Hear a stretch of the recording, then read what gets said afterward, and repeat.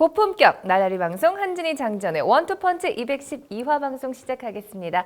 자, 오늘도 변함없이 이 축구 해설계의 신기원 무당 두 분과 함께합니다. 저 무당 누가 무당인 거예요? 두 분 다 꽤 예. 아니에요. 적중률이 높아요. 아, 저는 아니에요. 저는 스페인이 자수하시겠어요? 자수, 네, 자수 한 명 제가 나왔습니다. 델 보스케 감독을 너무 간과했습니다. 네. 스페인은 한마디로 이런 것 같아요. 그러니까 스페인이 정말 황금기를 열어젖혔을 때 기본적으로 바르셀로나 멤버가 많았고 바르셀로나 축구를 했잖아요. 그런데 제가 이제 예전에 뭐 수아레스 선수, 라키티치 선수 이제 바르셀로나 들어올 때 이제 바르셀로나가 수아레스 같은 선수가 옴으로써 과거에 정말 티키타카로부터 좀 탈피를 해서 조금 더 이제 실용주의적인 축구를 해야 되지 않을까 뭐 그런 말씀도 뭐 여러 해 전에 드렸습니다만, 근데 스페인도 마찬가지인 것 같아요. 스페인 국가대표팀도 이제는 바르셀로나 축구를 구현하기가 좀 어렵지 않습니까? 여기에 그 당시로서는 정말 최첨단 무기라고 볼 수 있는 다비드 비아 선수도 없어요. 이제 그렇다면은 이 정말 스페인도 사실은 뭔가 이제는 플랜 B, 새로운 옷을 조금 입었어야 되는데 그것에 너무 등한시했던 나머지 결국은 뭐 이런 결과가 나온 것 같습니다. 그래도 스페인, 이탈리아 빼고는 잉글랜드는 그렇다 치고 네. 다 맞췄잖아요. 네. 한 의원님께서. 그러고 아니 뭐 마찬가지. 그건 그 스페인, 이탈리아 근데 저는 약간 네, 이탈리아까지 맞췄다는 사실. 네. 네. 아니 뭐 그렇게 확신이 있었던 것 같지는 않은데. 네. 자수할 마지막에 거 있잖아요. 잉글랜드 그쵸? 경기 보면서 네. 잉글랜드 한마디 해주세요. 무너졌죠. 제가 잉글랜드 어릴 때부터 대표팀 본 이래로 최악의 경기. 어려서부터 본 중에 이게 최악이라고요? 최악이었어요. 잉글랜드가 네. 그 90년 이탈리아 월드컵 그 지루하게 봤던 경기에서도 90년대는 잘했어요. 예. 잉글랜드. 그렇게까지 패스미스하고 아마추어처럼 경기를 하는 적은 없었습니다. 네. 마치 이번 경기는 축구 게임, 처음 하는 축구 게임 하는 분이 네. 막 하면서 패스미스하고 네. 어디로 패스할지 모르고 네. 이러한 거 느꼈어요. 그 표현 혹시 장전 의원님께서 직접 아니에요. 생각해내신 저기 건가요? 우리 카메라 감독님이 그거 초보 때 모습을 보는 것 같다. 그걸 또 내일름 이렇게 그래서 또 이제 먹었죠. 제가. 네. 근데 잉글랜드가요, 이번에 보면은 점유율 평균으로 따져도 아주 상위권이에요. 뭐 독일, 스페인 뭐 거의 다음 가는 수준이고, 슈팅 수도 상위권이고, 그리고 어떻게 보면 예전보다 잉글랜드 팬들이 조금 기대를 한 이유는 이제는 우리도 좀 기술적인 선수들도 있고, 또 각 클럽에서 좀 예를 들어 뭐 토트넘이라든가 리버풀 이런 데서 좀 대륙적인 전술을 좀 배운 선수들도 있고, 이래서 사실은 잉글랜드가 기대를 걸었거든요. 그러나 역시 대표팀에 모아놨을 때와 클럽에 있을 때와는 또 다른. 그러니까요. 결국 대표팀에 와서는 어떻게 보면 이제 단기적으로 모여서 뭔가 좀 자신들이 해결을 해야 되는데, 여기서는 클럽에 있을 때처럼 또 요소요소에 다른 외국인 선수들이 있는 것도 아니고, 또 감독도 다르고, 여기에 이제 기본적으로는 역시 어려운 상황을 극복할 수 있는 잉글랜드 선수들이 기본기라든가 멘탈이라든가 이런 근본적인 부분들이 역시 잉글랜드가 조금 부족해요. 그래서 사실은 제가 뭐 잉글랜드 저도 옛날부터 좋아하는 선수 많거든요. 뭐 케빈 키건도 좋아했고, 사실 뭐 게스코인, 테디 쉐링엄 제가 인정하는 선수들도 예전부터 많이 있었습니다. 그런데 요즘 잉글랜드는 사실은 발재간이 있는 것 같지만 뭔가 어설프고, 전술을 배운 것 같지만 뭔가 어설프고, 그거를 자신들끼리 모여서 결정적인 순간에 사용할 수 있는 또 그러한 어떤 노련미나 이런 경험치는 또 갖고 있지 못한 그런 잉글랜드의 모습을 이번에 적나라하게 봤다는 생각입니다. 그 짧은 시간입니다만 레시포드가 제일 잘하더라고요. 제일 잘했어요. 레시포드 맞아요. 일찍 내보내지 레시포드 같은 선수. 웨인 루니 선수는 자신의 커리어 최악의 경기를 했고요. 그거는 진짜 확실합니다. 네. 난 루니 선수가 그렇게 못하는 걸 처음 봤습니다. 어떻게 해야 될지 우왕좌왕, 패스만 하면 미스. 와, 저게 웨인 루니가 맞나 싶을 정도로 심각한 경기를 했는데 루니 선수를 심지어 아예 스쿼드에서 제외시켜야 된다는 급진적을 주장을 했던 해외 평론가들도 약간 있었어요. 그런데 루니 선수가 설사, 왜냐하면 잉글랜드가 이번에 공격수가 많았잖아요, 사실은. 그러니까 루니 없이도 잘하면 되지 않을까. 근데 이제 루니에 그래도 경험치가 있고 또 미드필더로 갈 수도 있고 뭐 이런 측면이 있으니까 선수단에 포함은 시키더라도 루니 선수를 중용할 생각은 사실은 좀 접었어야 되지 않을까. 애초부터 조금은 그러니까 후배들을 좀 다독거리는 그런 역할로 갔어야지, 너무 루니 선수에게 기대한 것 자체는 잉글랜드의 저는 실책이었다고 봅니다. 네. 그리고 잉글랜드가 이제 16강에서 이제 떨어진 게 아이슬란드를 상대로 또 져서 떨어졌잖아요. 네. 근데 외국 매체를 보니까 아이슬란드를 이렇게 표현하더라고요. 모두가 좋아하는 세컨드 팀이라고 표현을 하더라고요. 퍼스트는 자기 나라인데 그쵸. 그 다음으로는 세컨 다 팀이라는 아이슬란드 거죠. 예. 낀다는 거죠. 그럼요. 네, 그만큼 이제 기적이다 뭐 이렇게 그렇게 표현하는데 그러니까 유로의 레스터예요. 예, 유로의 레스터가 아이슬란드입니다. 굉장히 작은 나라인데 정말 기적적으로 이제 8강에 진출을 했습니다. 그래서 아이슬란드에 대한 관심이 굉장히 뜨거운데 이 경기에서 저는 너무 헷갈렸던 게 시그루드손은 알고 있었지만 시그토르손이 또 두 번째 골을 시그루드손. 시그루드손 선수도 있어. 넣었더라고요. 라그나 시구르드손 선수도 있고 네. 길피 시구르드손 선수도 있고 라구나는 이제 수비수고요. 공격수 길피는 시그토르손 선수도 있고 그래요. 아이슬란드 수도는 어딘지 아세요? 수도? 아이슬란드요? 수도. 수도? 돌발 질문. 레이캬비크. 오. 맞았어요. 제가 전 세계 수도는 다 외웁니다. 아 진짜요?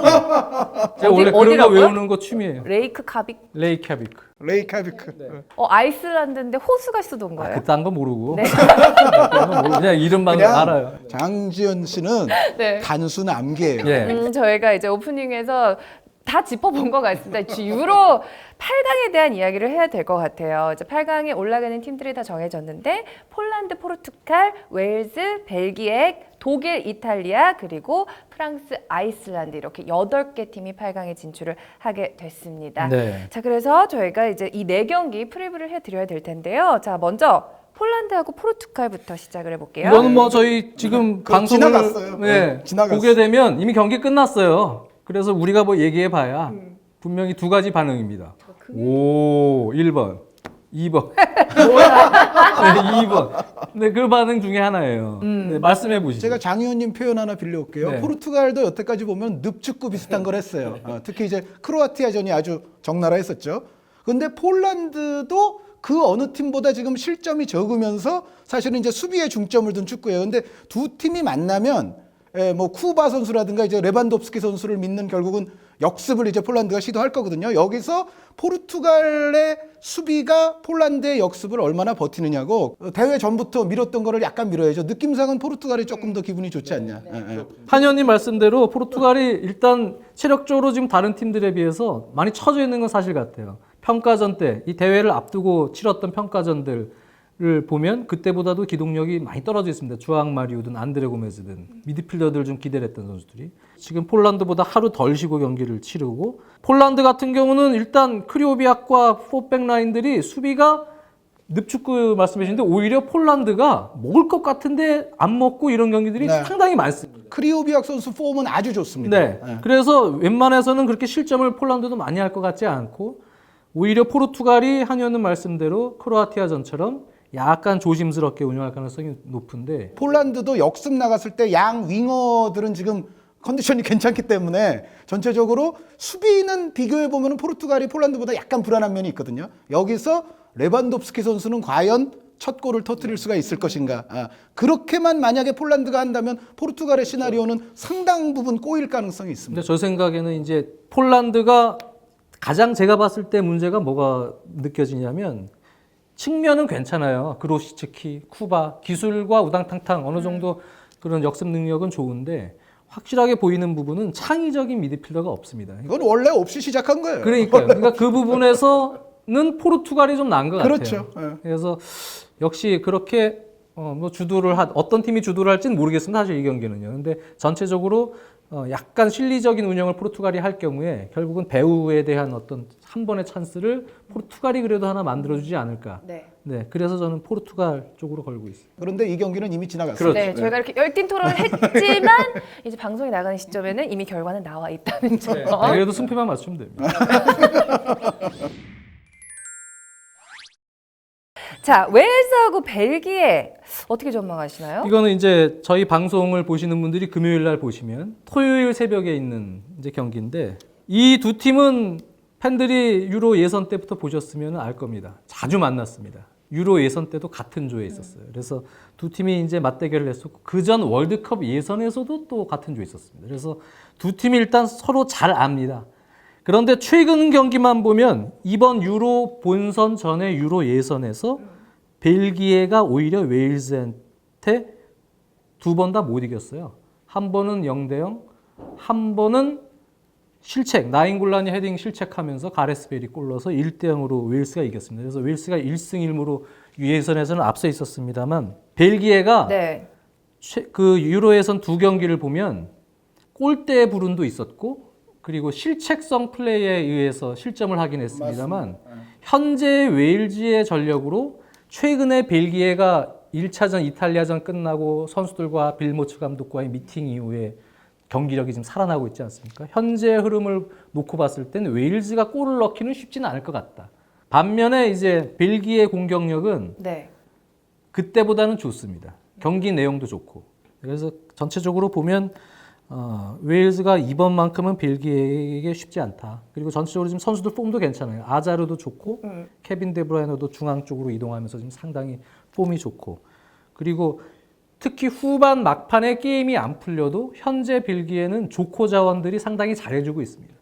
바추아이도 있고 뭐 또 유사시의 펠라이니 같은 카드도 들어갈 수 있고 여러 조합들이 있기 때문에 현재는 여러 정황상 유로 예선 성적과 상관없이 네. 벨기에가 좀 우위다. 벨기에가 조금이다. 예, 그래서 저번에 벨기에는 헝가리전은 제가 완승, 2골 차 이상의 완승을 얘기를 했습니다만 이 경기는 한 골 차 정도 승리 예상하고 있습니다. 한 골차 정도. 2대1 벨기에 2대1 혹은 1대0. 네, 그렇게 보고 있습니다.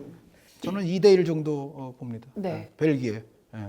2대1 혹은 3대1 잘하면. 예. 그러니까 벨기에가 먼저 이제 점수를 앞서가면 웨일즈도 안 나올 수 없고 그런 상황이라면은 저는 3대1까지도 벨기에가 이길 수 있다라고 보고 예. 저는 사실 벨기에가 우리 대회 직전에 했던 원투펀치에서 이번에는 황금 세대가 조금 좋을 수 있다. 저는 이번에는 뭔가 좀 그래도 할 수 있다. 왜냐하면 다른 강력한 우승 후보라고 하는 팀들도 다 각각의 약점들이 있어서 이번 대회는 완벽한 팀이 기본적으로 없었거든요. 네. 아예 출발할 때부터. 그렇기 때문에 이 상황이라면 벨기에의 개인 능력 좋은 이른바 황금 세대가 뭔가 좀 할 것이다라고 제가 말씀을 드렸는데 사실 첫 경기 이탈리아전 때문에 그 좀 망신스러웠어요. 뭐 저렇게 느슨하게 저렇게 극도로 느슨하게 경기하는 팀은 정말 처음 봤다 싶을 정도로 벨기에가 실망스러웠는데 역시 지금 그게 어떻게 보면 벨기에에게는 조금 약이 됐고 이제 이런 팀들이 있어요.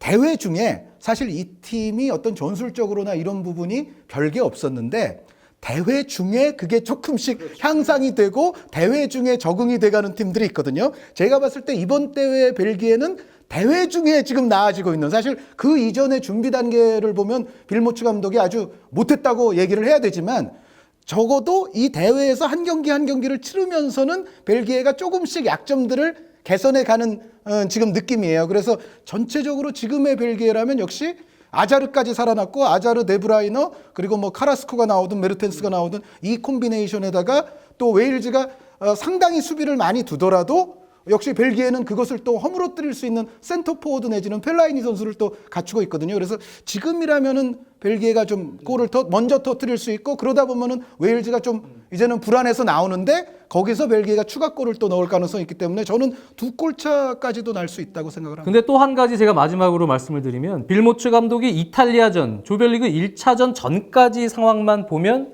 저는 이 경기 여전히 모르겠다는 생각을 할 거예요. 왜 그러냐면 예선 때도 그렇고 빌모츠 감독이 앞선에 정말 좋은 선수들이 있는 것에 비해선 상당히 보수적인 운영을 했습니다. 4백 라인이. 공격 숫자를 많이 두지 않고 다소 조심스러운 운영을 계속 예선부터 해왔거든요.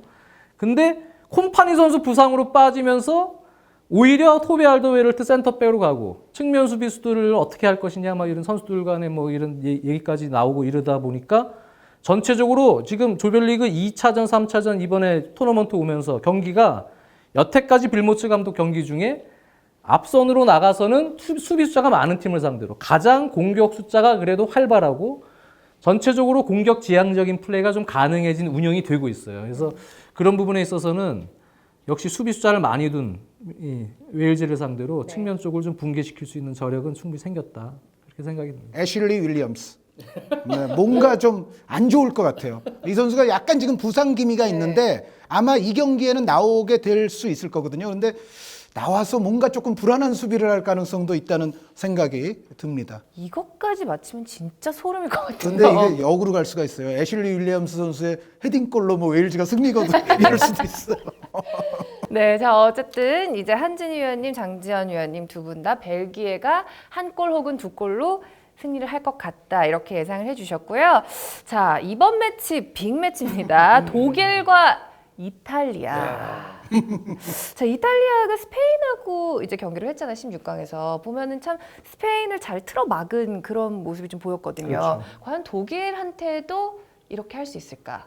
저는 그런 생각이 들었어요. 저는 조금 어렵다고 봅니다. 제가 먼저 말씀드리자면 저는 독일의 한 골차 정도 승리 봅니다. 물론 이제 이게 연장 가고 또 승부차기 가고 이런 코스도 분명히 이 두 팀에게는 있기는 합니다만 그렇다 하더라도 독일의 공격 루트는 제가 봤을 때는 스페인보다는 조금은 더 예측 불가능한 면이 있고요. 그리고 스페인보다는 독일이 공격에 있어서 조금 더 기동력이 좋습니다. 특히 이제 드락슬러 선수가 또 측면에 자리를 잡으면서 이제 괴체 선수에게는 좀 안 좋은 소식이지만 어찌됐건 전체적으로 이탈리아가 스페인과 비슷한 컨셉의 경기를 일단은 진행을 하게 될 텐데 그 경우에 독일을 상대로 했을 때의 위험성은 스페인을 상대로 했을 때의 위험성보다 저는 엄청나게 더 크다고 보고 그리고 이탈리아 입장에서는 데로시 선수가 지금 나올지 못 나올지가 정확치 않은데 제가 봤을 때 이탈리아의 중심에서는 데로시 선수의 컨디션과 활약 여부는 사실은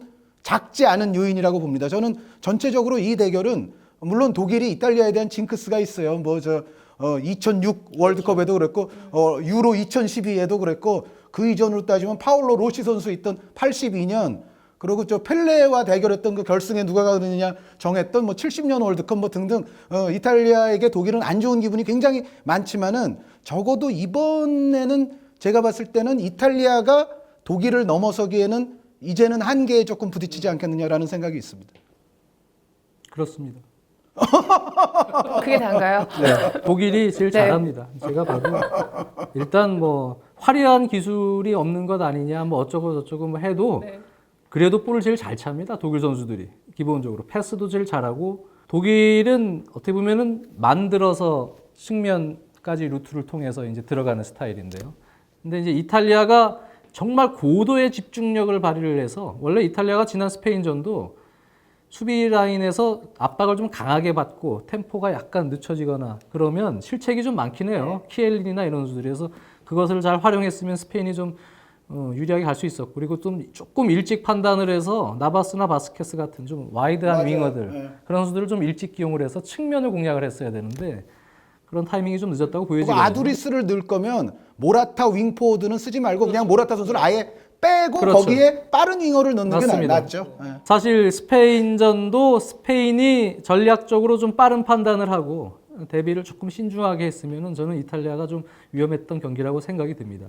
물론 이탈리아가 엄청 잘했습니다. 이탈리아는 생각보다 앞선에 있는 선수들이 역습 전환, 공격 전환할 때 세밀함도 많이 살아났었고 경기 내용적으로도 상당히 좋은 경기를 했어요. 근데 지금 독일을 맞아서는 일단 점유율 확보에 있어서 스페인보다도 차이가 좀 많이 날 것 같습니다. 독일은 안정적으로 일단 미스가 거의 없이 자기 플레이를 할 수 있는 공수 밸런스가 있고 한 가지 공격 전환 속도 이탈리아가 내려서서 수비진을 구축한 상황에서 공격할 가능성이 높기 때문에 이탈리아도 그런 상황에서는 잘 버틸 수는 있을 것 같습니다. 근데 문제는 이제 실점 과정 자체가 결국은 데로시 선수가 과연 이 부상에서 탈피를 해서 나올 수 있느냐 그 문제가 하나 있고요. 티아고 모타는 경고누적으로 못 나옵니다. 만약에 데로시가 못 나온다면 그러면 위험 지역에서의 미스가 발목을 잡을 가능성이 높고 거기서 오히려 독일이 득점하는 게 루트가 있지 않을까. 그래서 볼 때는 이제 이탈리아가 독일을 넘기는 사실 지금 전력으로는 조금 버겁지 않을까 생각이 들고요. 또 말씀해 주신 대로 지금 교체되신 드락슬러가 지금 컨디션이 지금 상당히 살았고 또 고메즈의 원톱 기용도 나름대로 좀 성과가 있었거든요. 네. 그렇기 때문에 계속 아마 그 카드를 넣을 경우에 독일이 크게 군더더기 없이 변수가 잘 보이지 않습니다. 그래서 연장을 가도 결국은 한 골은 또는 두 골까지는 넣을 가능성이 높다. 독일의 승리를 예상을 합니다. 그 전술적으로 한 말씀만 덧붙이면 이탈리아가 스페인을 상대할 때 좀 잘했던 것 중에 하나가 역시 선수들이 굉장히 성실히 움직이고 특히 그 투톱도 그렇고 그래서 이 앞선에 있는 선수들이 부스케츠 선수를 상당히 압박을 잘해줬거든요. 그런데 이제 독일과 할 때는 아마 이탈리아가 토니 크로스 선수를 미드필드에서는 압박을 해줘야 될 텐데 제가 봤을 때는 독일 같은 경우는 이 빌드업의 기점이 토니 크로스 한 명이 아니에요. 훈멜스 홈멜스 보아탱들이 보아탱 다 바로 패스를 그거예요. 잘한. 전체적인 어떤 전술적인 기점을 봤을 때는 스페인은 그래도 부스케스에게 집중이 많이 되는데 이탈리아가 이쪽을 이제 공략을 합니다. 그런데 반면에 독일 같은 경우는 크로스와 홈멜스 보아탱이 뒤쪽에서 모두가 후방 플레이메이커처럼 약간 그 패싱을 나눠서 할 가능성이 높아요. 그래서 이탈리아의 어떤 거센 압박이 들어오더라도 독일은 스페인보다는 조금 더 견뎌낼 수 있는 가능성이 높다는 생각입니다. 딱 하나 훈멜스의 무리한 전진에서 이제 간혹 실수 나오는 부분이 있는데요. 그런 부분 아마 자제할 것 같아요. 그래서 철저하게 자제하면서 크게 위험 요소가 보이진 않습니다. 지금까지의 내용으로 봤을 때는. 자, 이번 대회에서 아마 공수 밸런스가 가장 안정적인 팀이 독일이다라고 두 분께서 계속해서 표현을 해주셨는데 이런 독일을 상대로 이탈리아가 얼마나 집중력 있는 경기를 펼칠 수 있을지가 자, 이번 8강 독일과 이탈리아 경기의 그 주요 관전 포인트가 될 것 같고요. 마지막 경기입니다. 프랑스하고 아이슬란드. 자, 이 아이슬란드라는 이 조그만한 나라가 개최국을 상대로 지금 8강에 붙게 됐습니다. 야, 정말 그 프랑스 국민 제외하고는 다 아이슬란드 다 아이슬란드 응원이에요, 이거. 그러니까요. 모두가 좋아하는 세컨드 팀이라는 표현이 정말 정확한 것 같아요. 그렇게 다 아이슬란드를 응원을 하더라고요. 국민의 거의 뭐 한 그러니까요. 10분의 1이 와가지고 예? 봤죠 응원 소리. 그리고 아이슬란드 저 이렇게 하진 중계진도 않았던 것 같은데. 화제가 됐죠. 네. 뭔지 모르겠는데 어쨌든 그렇죠. 이렇게 중계진도 하진 화제가 아니 그 됐어요. 아이슬란드 팬들 응원 소리 못 들었어요? 기분. 아 이거 멋있습니다. 그래서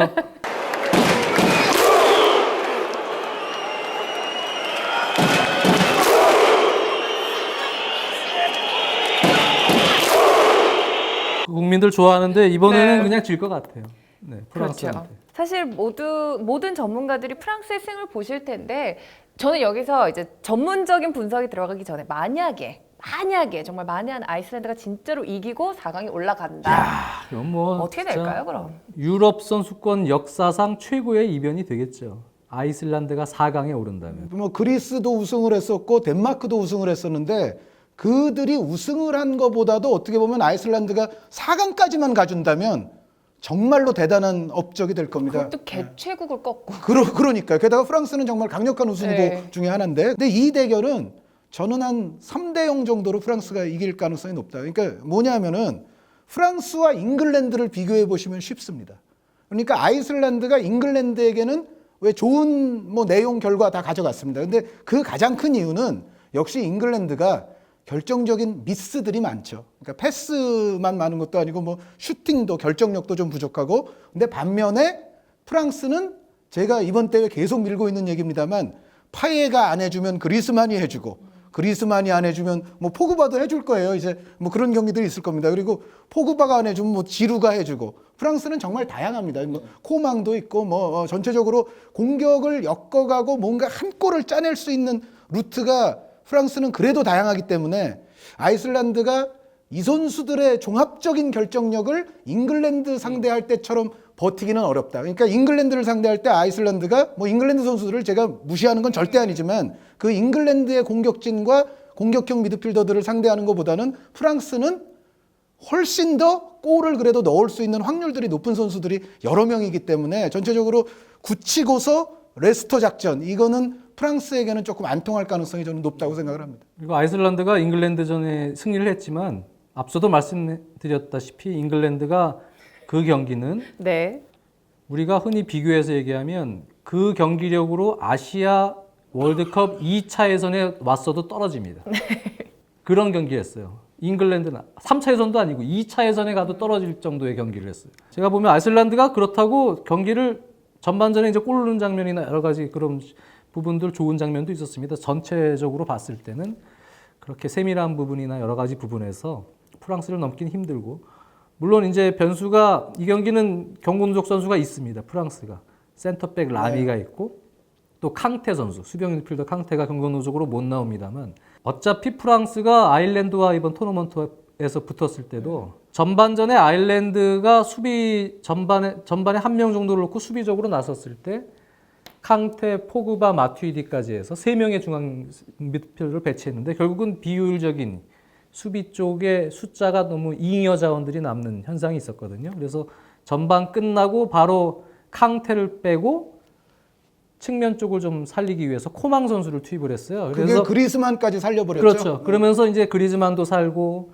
중앙에는 그냥 포그바 마투이디와 놓고 싸워도 전체적인 공격 숫자도 효율적으로 변했고 좋습니다. 그래서 이번에도 캉테 선수 없어도 어차피 이 아이슬란드전은 수비형 미드필더 없이 포그바 마투이디 정도로 공격을 가도 오히려 더 효율적이고 또 코망이나 이런 선수들을 잘 활용하고 한다면 뭐 큰 문제가 없을 것 같다. 그리고 뭐 굳이 꼭 교체를 한다면 지금 뭐 벤치에는 카바에도 있고 슈나이달린도 있고 벤치 자원들이 있기 때문에 상황에 따라서는 또 추가로 넣을 수 있는 잠글 수도 있는 상황이 됩니다. 그래서 여러 가지 공격적인 부분 안정적으로 게임을 마감할 수 있는 그러한 운영까지도 다 가능합니다. 네. 자, 아이슬란드가 잉글랜드를 꺾고 8강에 오르는 기적을 보여줬지만 그래도 개최국인 프랑스를 상대로는 쉽지 않은 경기가 될 것 같다. 이렇게 정리를 하면 될 것 같습니다. 자, 요즘 해외 축구 팬들 사이에서는 경기를 보기 전에 원투펀치 프리뷰를 보면 또 그게 또 그렇게 재밌다는 의견을 제가 또 많이 봤어요. 저 잘해야 될 것 같은데요. 네, 지난- 부담 드리는 거예요. 16강은 근데 저희가 생각해도 잘 맞췄어요. 네네. 네, 그 아이, 잉글랜드, 아이슬란드 잘한 거 빼고는 아니에요. 이거 다 맞췄어야죠. 포르투갈의 승리는 사실은 그 느낌으로 사실 얘기를 한 거니까. 네. 이렇게 팅 치는 게 있어요, 항상. 근데 그거 아, 사실 계속 포르투갈. 네, 그래요? 그런 예, 게 예, 좀 잘 맞더라고요. 네, 그래서 얘기를 포르투갈이 했는데. 어디 약팀인가요? 그런데 크로아티아가 물론 그렇죠. 그전 경기력이 네, 좋기는 근데 경기력 했지만, 자체만 예. 봤을 때는 크로아티아가 좀 우위에 있었던 건 사실이었는데. 근데 이번에는 사실은 저는 하나 고백을 하면 사실 독일 이탈리아전이 퉁친 게 있어요. 진짜요? 예, 독일 이탈리아전이 네. 이탈리아로 퉁친 게 있습니다. 이거는 퉁이 아니고 제가 봤을 때는 보험 들려고 그러는 거예요. 아니. 독일이 별로 지는 그림이 안 나온다고 뭐 아니에요. 가장 안정적이라고 얘기하더니 이제 와서 아니에요. 무슨 근데 퉁을 쳐. 여기서 퉁과 이성과 계속 갈등을 네. 제가 했어요. 난 이 퉁은 이탈리아인데, 근데 이성적으로는 이건 도저히 독일이 질 것 같지 네. 않아요. 네, 그래서 거기서 갈등을 많이 하다가 이성이 이겼어요? 예, 이번에는 이성을 선택을 했어요. 그러니까 독일로 한 거예요, 지금. 예, 이성적으로 갔어요. 그래서 독일을 선택을 했습니다. 제가 사실은 16강전 할 때 마음은 아이슬란드 하려고 그랬어요. 아, 이거 저보다 더 심한 이건 거 좀 아니에요? 그렇다. 더 심한 거지. 아, 근데 왜 안 했는지 아세요? 왜요? 욕 먹을까봐. 욕 먹을까봐. 네. 저는 2002 욕 한일 월드컵 먹을까봐 때 안 할 때가 있어요. 사실 한국이 4강 한일 갈 것 같았어요. 월드컵까지 갔어요. 한국이 4강 갈 것 같아요. 딱 쳤는데 설마 그 얘기를 못 하겠는 거예요, 사람들한테. 제가 82년 월드컵 할 때 이탈리아가 브라질 이길 줄 알았어요. 코엘료 감독이 몰디브하고 예선할 때 비길 것 같았어요. 근데 차마 얘기를 못 하겠더라고. 비길 것 같은데. 아이고. 잘했어. 자, 여러분 믿거나 말거나 여러분들의 판단에 맡기도록 하겠고요. 자, 이렇게 해서 원투펀치 212화 첫 번째 이야기는 유로 8강 프리뷰 보내드렸습니다. 두 번째 이야기는요, 코파 아메리카 결승전 저희가 토요일에 보내드리도록 하고요. 또 신태용 호의 와일드카드 이야기도 준비되어 있으니까요. 두 번째, 세 번째 이야기도 기대 많이 해주세요.